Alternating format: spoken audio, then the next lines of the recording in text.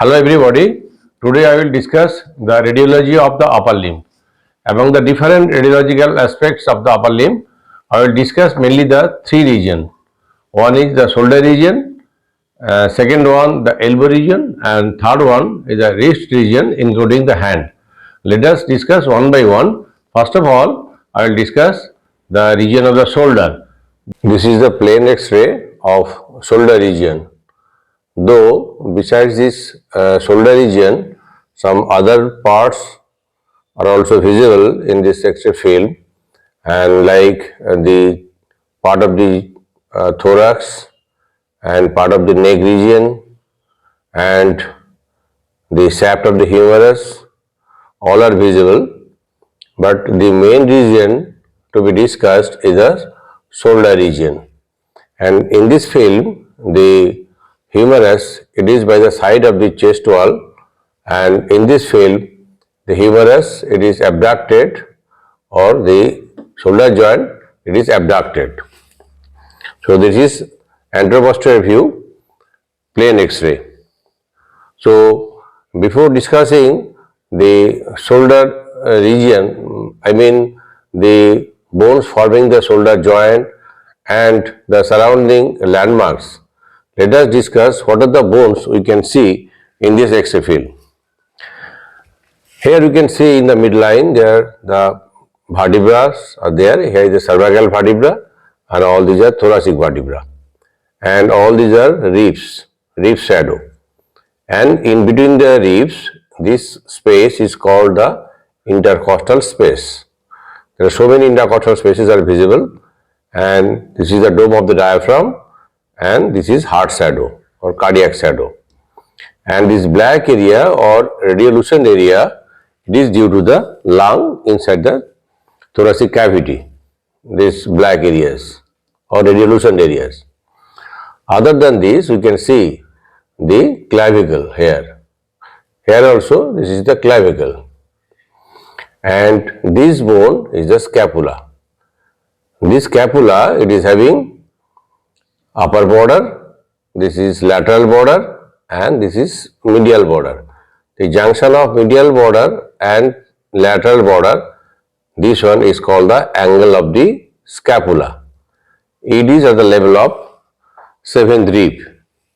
This is superior border, and three angles are there. I also already told you this is inferior angle, and this one is the lateral angle or Glenoid cavity, and this angle is the superior angle. So superior, inferior and lateral, three angles and three borders we can see here, and two processes are visible here. One is this one, this is coracoid process of scapula, and it is an example of atavistic epiphysis, and the tip of the coracoid process gives origin to two important muscles. One is short head of biceps brachii laterally, and one is coracobrachialis medial to biceps brachii. And this process is called the acromion process here. And the acromion process, medially it is continuous with the spine or spinous process of the scapula.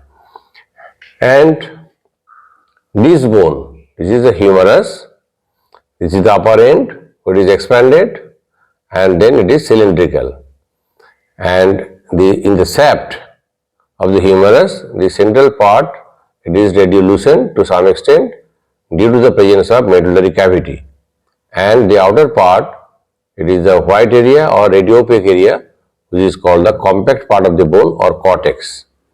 If you trace the medullary part upwards, here at the upper end, it becomes spongy part. Then what are the parts of the upper end of humerus we can see?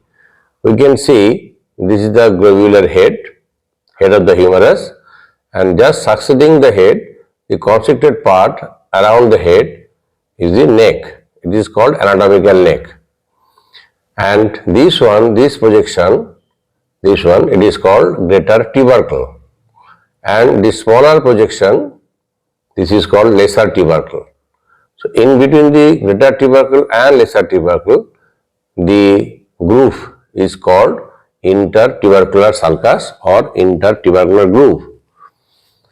And below this, the junction of the upper expanded part and lower cylindrical part of the humerus, here is the surgical neck. Surgical neck means this region or this area, it is related to an important nerve, that is axillary nerve, which is the branch of the posterior cord of brachial plexus, root value C5 and C6. This nerve, it supplies one important muscle, that is deltoid. The deltoid muscle is here.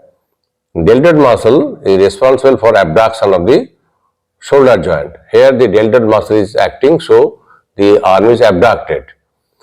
But if this region is fractured, the axillary nerve will be injured, and this nerve, it supplies the deltoid, so deltoid will be paralyzed, so abduction will be hampered. This is the reason why this neck is called the surgical neck of the humerus. Then what are the joints you can see in this X-ray film? We will discuss only the joints around the shoulder region. Here is one joint, that is between the acromion process of scapula and the acromial end of clavicle. This is called acromioclavicular joint, and this joint is a plain type of synovial joint. And on the medial side, the clavicle forms a joint with the sternum called sternoclavicular joint. So both the sternoclavicular joint and acromioclavicular joint are called the joints of pectoral girdle, and the bones of pectoral girdle are clavicle and scapula. These two bones are bones of pectoral girdle.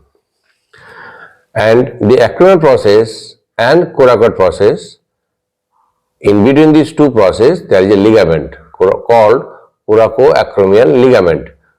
So this ligament, along with this process and this process, or coracoid process, then ligament, then acromion process, together form the coracoacromial arch. And here, this space between the glenoid cavity and the head of the humerus, this is the shoulder joint. Here also you can see the shoulder joint is this. And this joint space is due to the presence of articular cartilage, which is radiolucent in a plain X-ray. So the joint space mean actually it represents the articular cartilage of both the humeral head and the glenoid cavity. Sometimes you may be asked, what are the types of epiphyses you can see around this? One is the head, which is pressure epiphysis, greater tubercle and lesser tubercle, both are traction epiphysis. And already told you the coracoid process, it is an example of adapistic epiphysis. And the upper end of humerus, here there are three epiphyses, one for the head, pressure epiphysis, one for greater tubercle and one for lesser tubercle. Both of these are traction epiphysis, but the appearance of these epiphyses are different. This appears about 1 year of age, about 2 years of age and about 5 years of age. So three different epiphyses appears at different phases of life, and all three epiphyses, they join together to form a single epiphysis before joining with the shaft. So this is called an example of compound epiphysis. So usually all these questions are asked when you are given particularly this X-ray, and you always mention the type of X-ray, that means the plain X-ray, and the view, that is anterior posterior view, and the region, mainly the shoulder region, and some other parts also visible.